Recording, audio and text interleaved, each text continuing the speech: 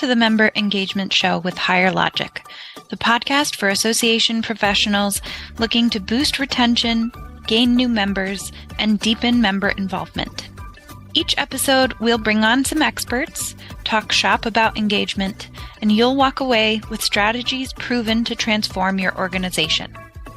I'm Kelly Whalen, a marketing professional and association enthusiast, and I'm so happy you're here. And now let's start the show. Welcome back to the Member Engagement Show. Today, I'm joined by Lucas McCann, President and CEO of Core Affinity, President and owner of the Big Red M, and host of the 6 Degrees of Associations podcast. Lucas is passionate about helping associations grow, support their mission, and deliver member value. Over the past 19 years, he's worked with over 1,000 associations to develop successful programs, optimize marketing, increase revenue, and cultivate industry partnerships. I'm really excited to have him on the show today to talk about affinity programs and the ways they can help benefit associations and their members. So without further ado, Lucas, can you start out by sharing a bit more about your background and by explaining what affinity programs are? Sure. And thanks for having me today, Kelly. This is wonderful. Affinity programs is a topic I've known the longest. So I've been in the industry about a little over 2 decades. And that's kind of where I cut my teeth, talking with members, understanding member value, positioning affinity programs. And it was a moment where I'm entering into sort of a sales position. And I quickly realized this is one of the warmest sales calls you could possibly make. I mean, right? You think about it, you're calling a member and you're saying, hey, you're paying dues. Here's something that you get for your dues that could also help save you or your business money. I mean, who wouldn't want to listen to that? So I was just taken at an early stage on how engaged people were when it was something that they've paid for and could save them money. So I learned a lot through that process. I took myself into different positions and wanted to understand the model of win-win-win, meaning associations, members, and vendors was really intriguing. When it's done right, everybody gets kind of what they want out of the relationship. And so over time, we've built a larger portfolio. We've talked and added pieces of technology that could add benefits to the experience. And really, we thought through over time. I mean, my experience was, how do I make this a better experience? And so I've always tried to understand all these different facets so that from the member's perspective, they have something that's easy, that makes sense, where they win. And that really leads to all other things. That makes a lot of sense. I think that's the important part for associations looking at any kind of partnership or sponsorship or affinity programs, like thinking through how they can bring that value to their members and make the member experience a really good one and one that really supports the members in the work that they do. So just for folks who might not be familiar with affinity programs at all, I imagine a lot of associations are, but if they're not, can you describe like what an affinity program might look like for an association?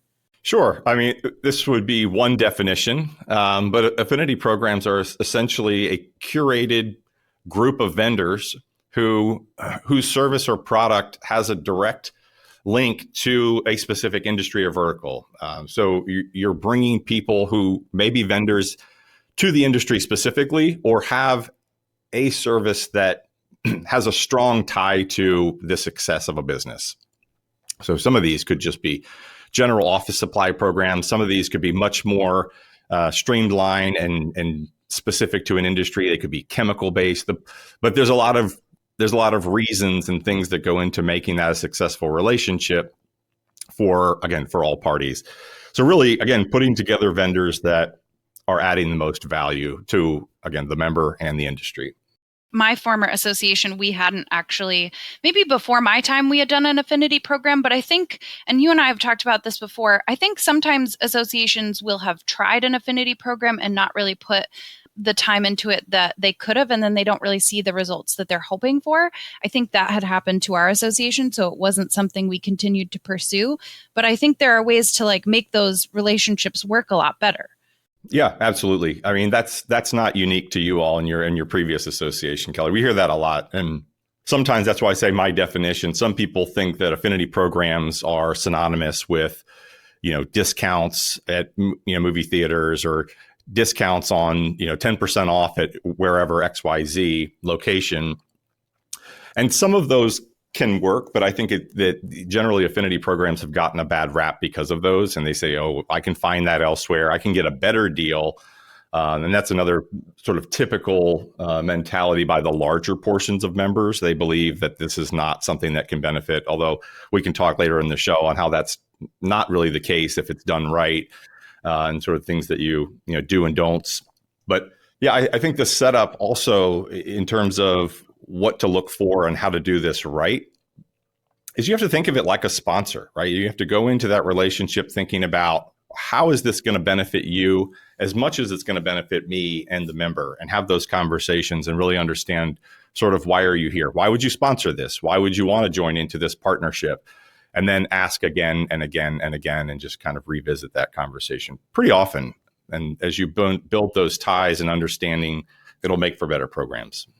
Because then it's sort of built off of a relationship and an understanding of what the two pieces can do for each other. So what the vendors can bring to the members and the ways that the vendors can benefit from having those connections with the members. So that definitely aligns with how I always try to look at our sponsorship program as well.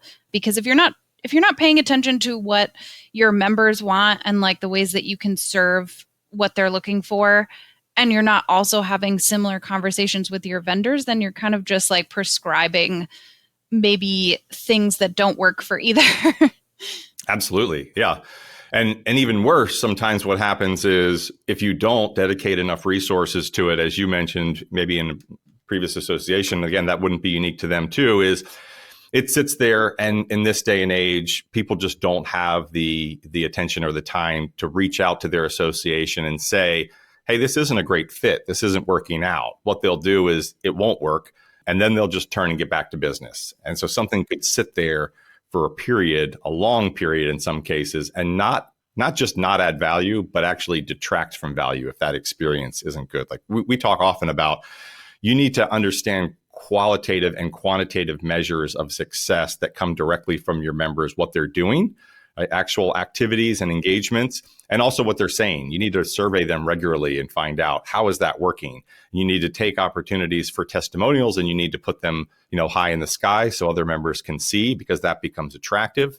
And when there's enough negative feedback, either from a reduced number of activities and engagements, so that's a quantitative measure of this might not be working, or members are outright saying this wasn't working for XYZ reason, those should be an ongoing conversation about, hey, this might be a relationship that we really need to talk about sunsetting, or this particular vendor, the members love the category, but not this vendor for a myriad of reasons. And so you really need to think of it as like a living, breathing portfolio of constantly sort of re-ranking and moving, putting those up on the pedestal that are working well, and then again, moving them to the back burner or off the stove completely if they're not a good fit. Yeah, I really like the way that you framed that, because I feel like that kind of applies, in my mind at least, that applies across everything an association does. Like we just put out Higher Logic just put out the 2023 Association Member Experience Report.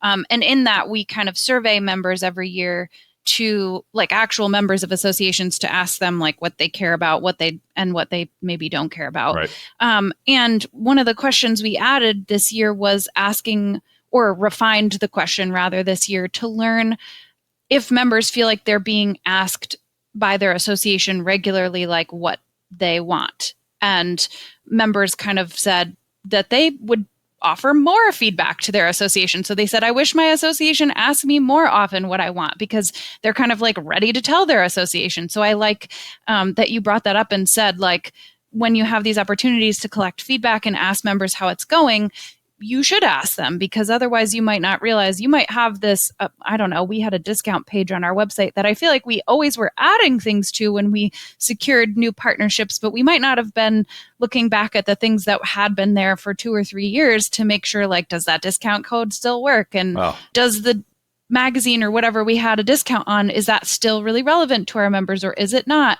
And if a member's going to that and they try to use the discount and it doesn't work, you're kind of making them feel like, well, then, I don't know, they're going to feel a little bit of ick. Like they're going to be like, I didn't get really what I thought I was. Or this really doesn't hold a lot of weight or value. And maybe I shouldn't, if they're not paying attention, why should I? Right.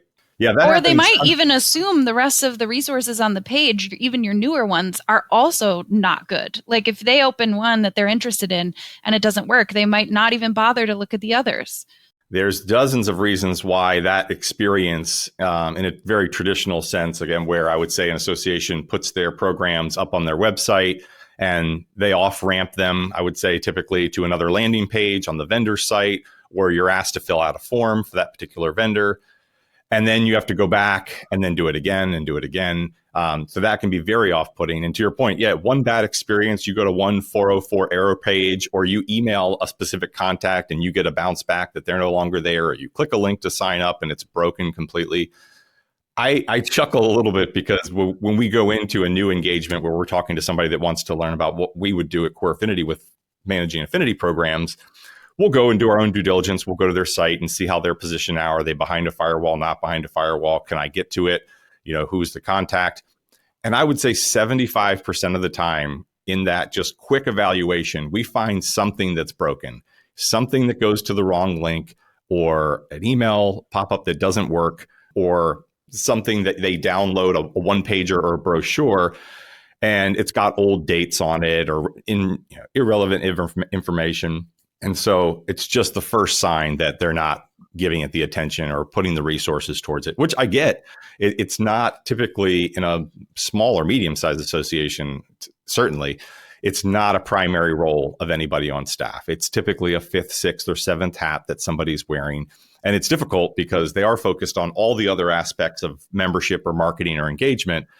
And again, I've been doing it for 20 plus years. I'm still learning stuff. So the expectation that somebody would come in and just know how to negotiate an affinity program, how to set up a member experience, what could and should be done and what could or should not be done, it's forgivable because it's just not realistic to think that they're going to be set up for that. I feel like that was my experience as well in an association. Like, there were a lot of things. Someone would point out that a link was broken on a page, and you have this moment of being like, "Oh shoot, I should have like caught that before someone else did." But there's so many moving parts, and I was at a smaller association, and there's so many moving parts that you're like kind of juggling at once that you kind of end up in this place of like just trying to like keep everything running to the best of your ability. And to your point, you're going to prioritize those things that, if you have this annual conference or you have specific member benefits that really people are really invested in, you're going to be prioritizing those. And you might not be realizing that those smaller things that you're not spending as much time on, those are impacting your members' engagement as well, but you maybe don't have time to be thinking about them, or you might feel like they're not worth putting the time into. Staying on that whole piece of the experience and then going back to the feedback piece, I think that's just so critical for a lot of reasons. There's a great book that I read years ago about Silicon Valley and how they made originally, Facebook as addictive as cigarettes, right? And one of the things that they did to do that was just play on the psyche of recognition. Like people like to provide the feedback. As you said, that doesn't actually shock me that members would give more feedback if given the opportunity, because they want to be heard, right? Everybody wants to have a voice, and I don't mean like everybody wants to stand on stage with a microphone, but they want to be heard, right? Some people prefer, hey, I would just like to provide my feedback digitally. If there was a digital suggestion box on your site that I could dump my thoughts into, that's not public facing, that would be great. Or I would like to talk to somebody and verbally share my thoughts. Either way, letting members be heard plays a really powerful role in engagement because they suddenly feel vested, and being able to provide that, even if there's no answer. Again, this was the Facebook thing, is they wanted people to put their own posts up there because there's a visceral reaction to trying to remove yourself from a platform or a relationship where you've already sort of given a piece of yourself. And so when you give that feedback, you're giving your time, you feel more vested. Not only do you get all of the feedback to be able to better position your partners or bring in the right partners, you then also know who might be interested right out of the gate. And then you've also created a deeper engagement with the member.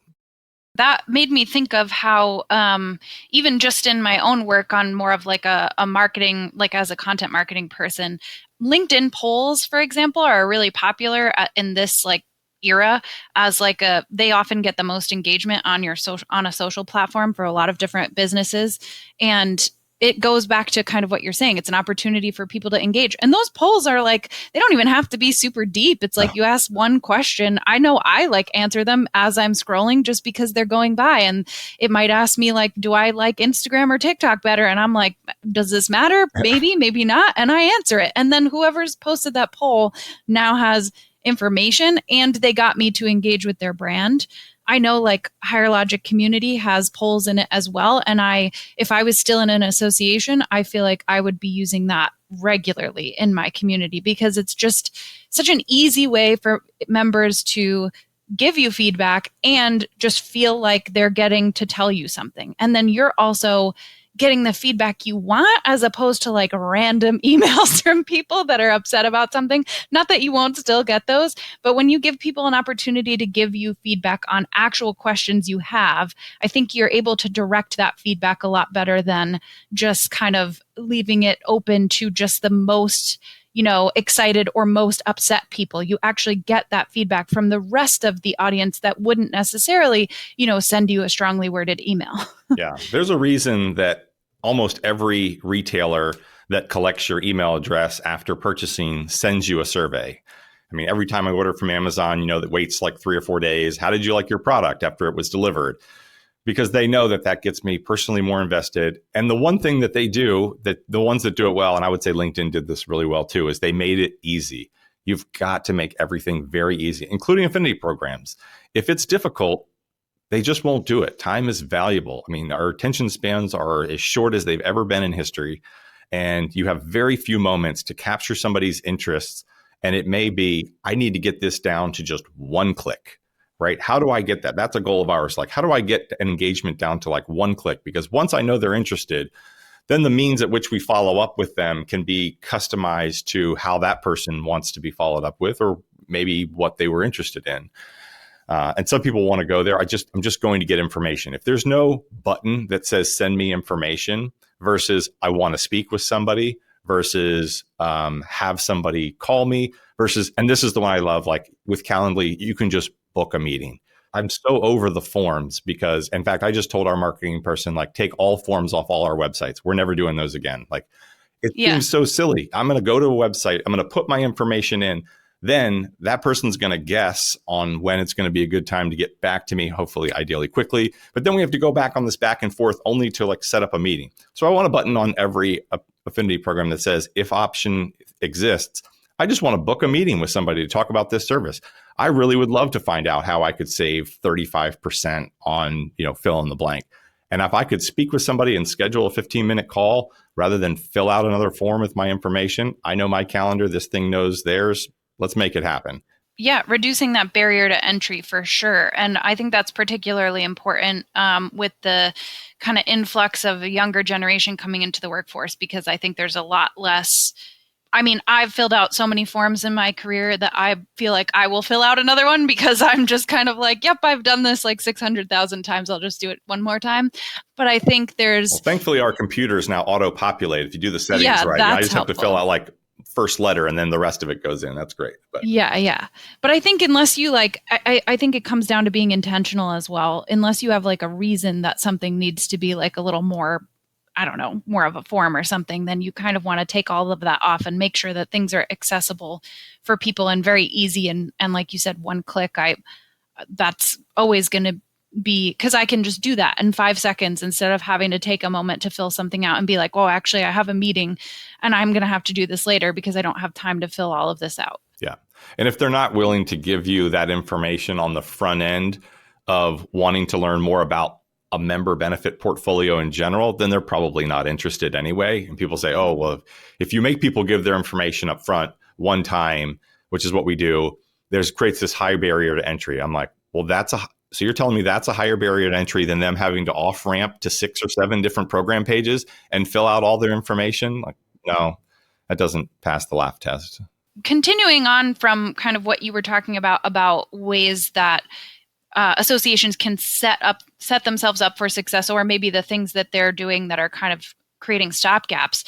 Can you kind of walk us through what you'd say is your guidance for associations looking to start or even revive an affinity program to help it be more successful? The first step is really deciding that this is something you want to do. Like, this is important enough that you're going to dedicate either time or resources to it, right? You can assign somebody on staff. Hey, you're the point person. You're going to set this whole thing up. You're going to revive it. You're going to be responsible for all of this.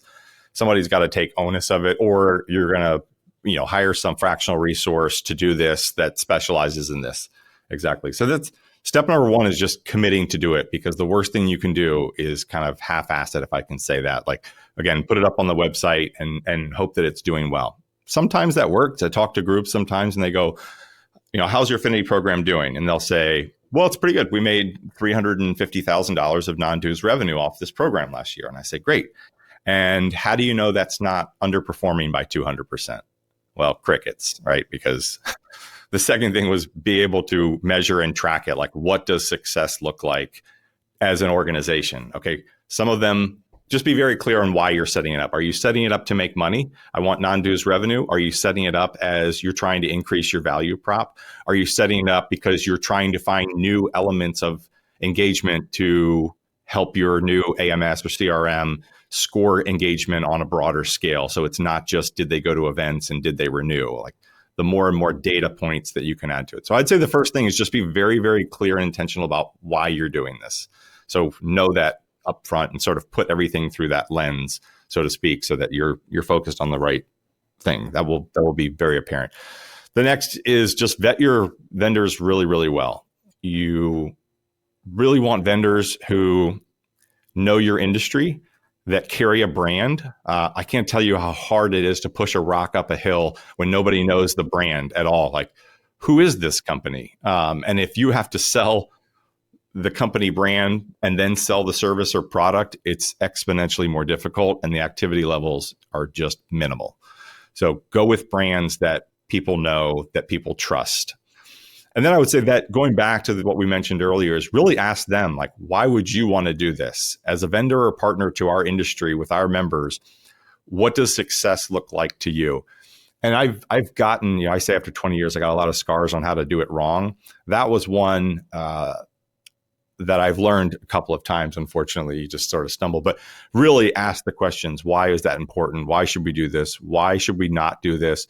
What does success look like to the person who's managing your program from the vendor side of relationship? You really want to create really good alignment with that person. If that person is incentivized, as an example, on brand new business, then okay, you need to know that up front, rather than saying, well, I want all of my participating members to just be part and automatically get a discount.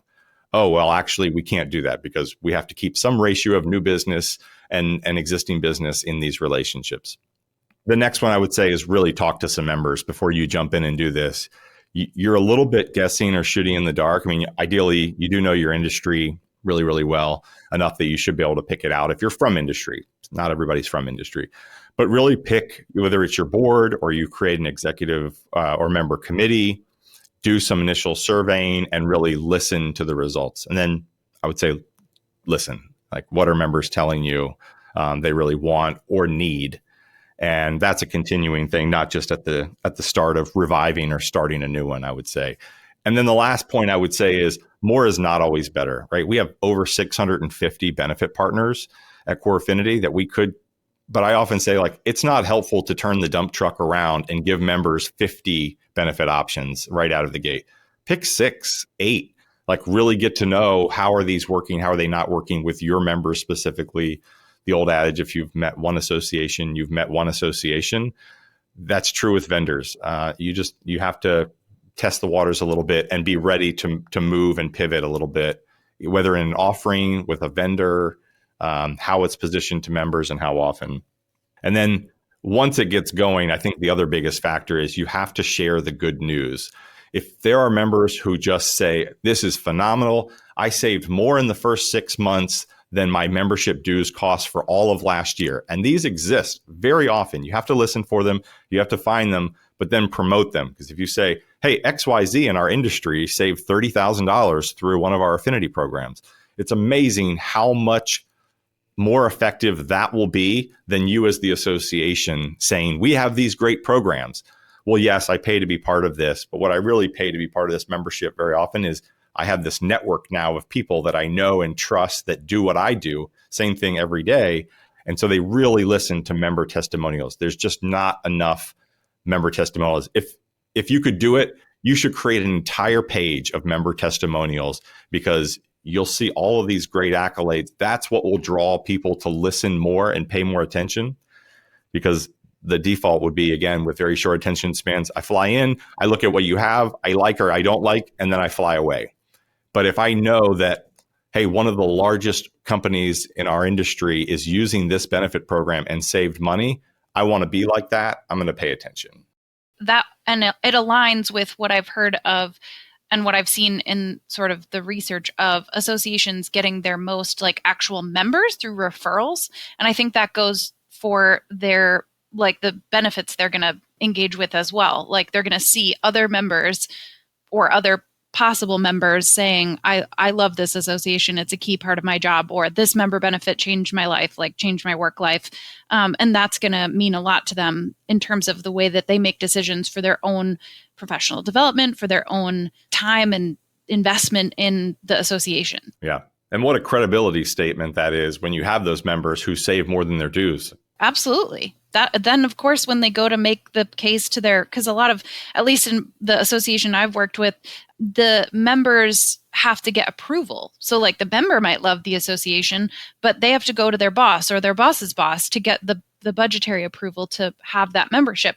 And if they can go to their boss and say, well, this doesn't actually even cost us anything because I save just as much as we spend on it, that's going to be a much easier case that they can make to their boss when they want their membership that year. That's a great point. And we actually have one relationship, and I'll sanitize it by not sharing the name, but we work closely with them in a couple of different departments. And one of them is the renewal specialist. They're big enough to have a renewal specialist. And that person, as a second stage, if they find out that somebody's not going to renew, we are the first people they come to. We pull all the data out of our system, that because we manage all of their programs for them.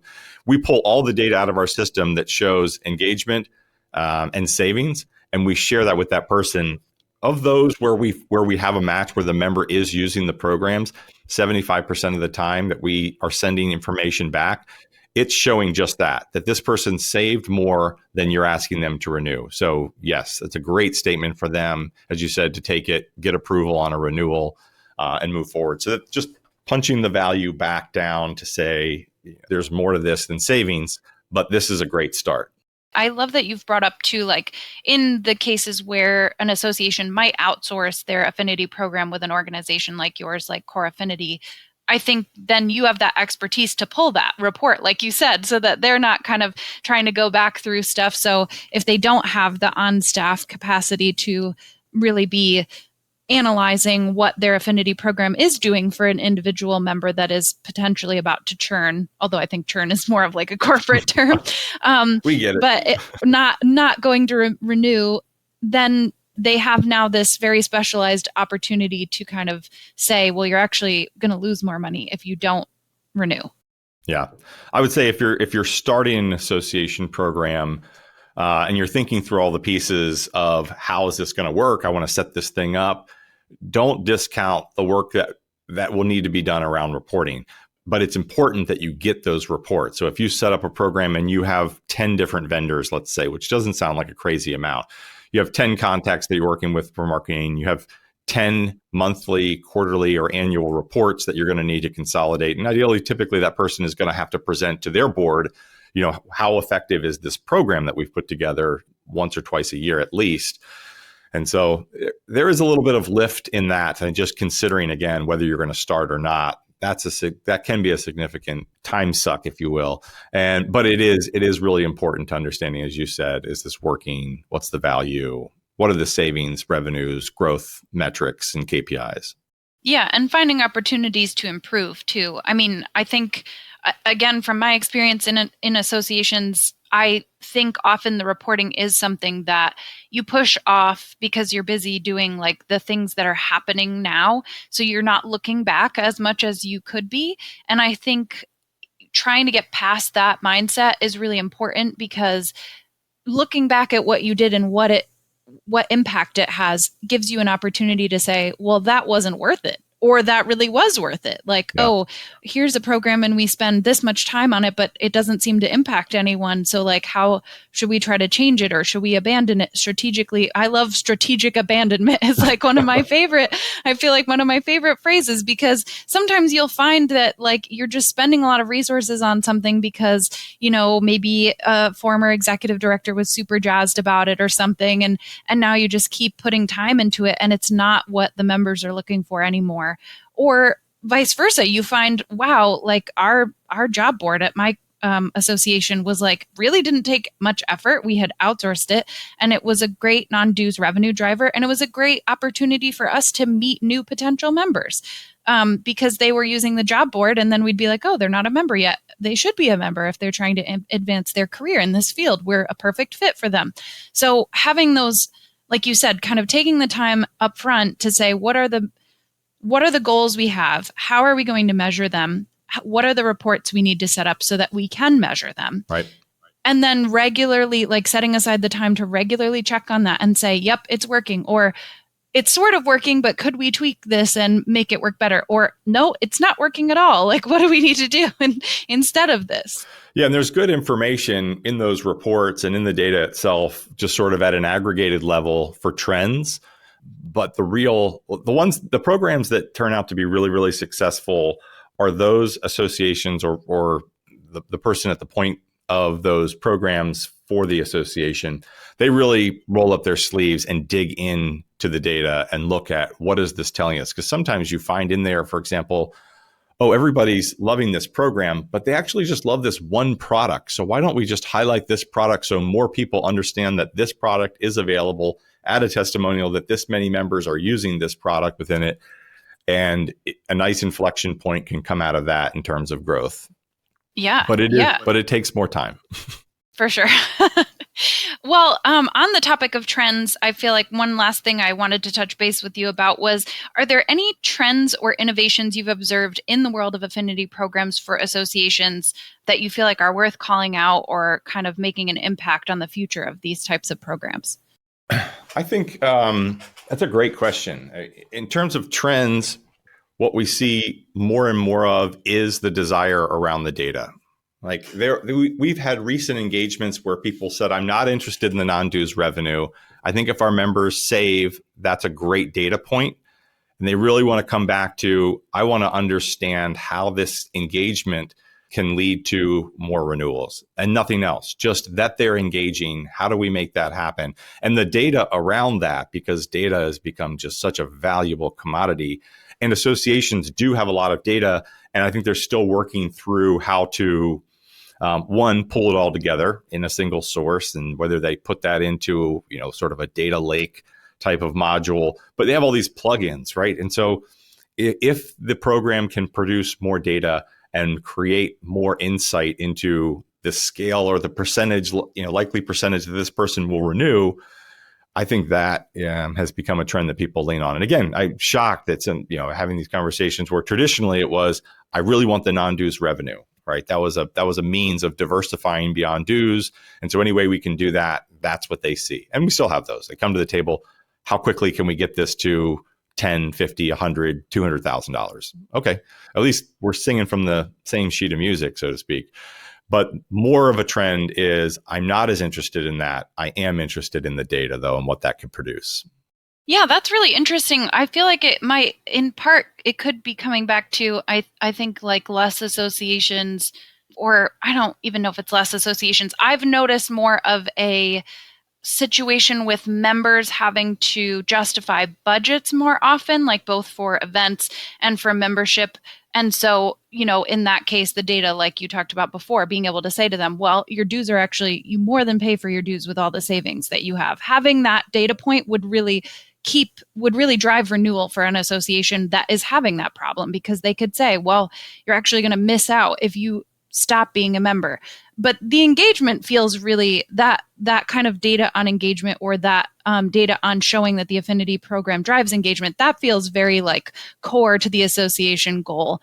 Again, in our recent association member experience report that we just put out, last year and this year, the main reason that members say they don't renew is because they're not feeling engaged. So cultivating that engagement is basically like the bread and butter of an association. So it definitely makes a lot of sense then that they're kind of coming to you with that. But it is it is very interesting, like you pointed out, that they're maybe less focused on the non-dues revenue, unless they kind of like know that that's going to come with it, and they also want to see, well, what else would we get out of this? Yeah, you're right. I mean, it's never not a factor. It's just maybe not the primary as often as it used to be, because there is so much value in those other components. Like data has value, insight has value. Yeah, we see that with community as well. Associations that are able to monitor what the conversations that are happening in their communities, that's one of the key values they get out of it, because they can see what their members are talking about and what their members care about. And that positions them better to kind of meet their needs. And engagement sometimes feels like newly synonymous with attention, right? Like we want to get people's attention. We say engagement, we want to get people's attention because it's being so taxed from all different areas of life, and more new technologies and new means and new programs pop up all the time. I don't want to even confess how much time I spend on TikTok. Like I don't like being confronted with how much time I spend on that kind of thing. So yeah, my attention span, it's definitely a competition for what I'm gonna spend time on. Yeah, that's not an easy task. I think associations struggle with that too. And in trying to get out of the gate is, am I going to build something? This would be a serious challenge, as you said. Am I going to build something that's going to be more attractive than TikTok? Yeah, I wouldn't want to have to measure my business objectives against TikTok, because against TikTok's performance. Yeah. There's something in the water. Yeah. And thankfully, they are a little bit apples and oranges, which is great. Yeah. Affinity programs and TikTok.